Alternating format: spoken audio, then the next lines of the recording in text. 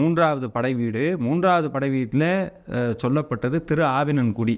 திரு ஆவினன்குடிக்கு அப்புறம்தான் பழனி வந்தது. போகர்னால் பிரதிஷ்டை செய்யப்பட்டது. திரு ஆவினன்குடி பழனியிலே இருக்குது. ஆவினன்குடி மேலே பழனி. இந்த பழனியை பொறுத்த வரைக்கும் இது எந்த படை வீட்டுக்கும் கொடுக்காத ஒரு தனிச்சிறப்பை அருணகிரிநாதர் பழனிக்கு கொடுத்திருக்கிறார். அதிசயங்கள் அநேகமுற்ற பழனிமலை மீதுதித்த அழகர் திரு வேரகத்து பெருமாளேங்கிறார். பழனிமலையில் முருகப்பெருமான் இருக்கிறார். ஆனால் அதுக்கு அதிசயம் அநேகமுற்ற பழனிமலைங்கிறார். அது மட்டும் இல்லை, எல்லா திருக்கோவிலையும் சொல்ல வந்த அருணகிரிநாதர் பழனிங்கிற பேரே மிகப்பெரிய மந்திரங்கிறார். படிக்கின்றலை பழனி திருநாமம் படிப்பவர்தால் முடிக்கின்றடைங்கிறார். பழனிங்கிற பேரே மகாமந்திரம்ங்கிறார். அதனால் அது மட்டும் இல்லாமல் முருகப்பெருமான் நடந்து வந்தாராம்.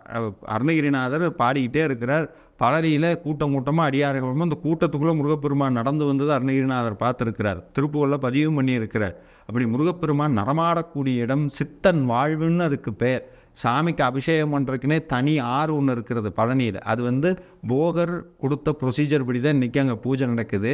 அதில் முருகப்பெருமானுக்கு அபிஷேகம் ஆகக்கூடிய அந்த ஆற்று நீரும் அவருடைய வேர்வை துளை கலந்த அந்த நீரும் மகா மருந்தாக இருக்கிறது.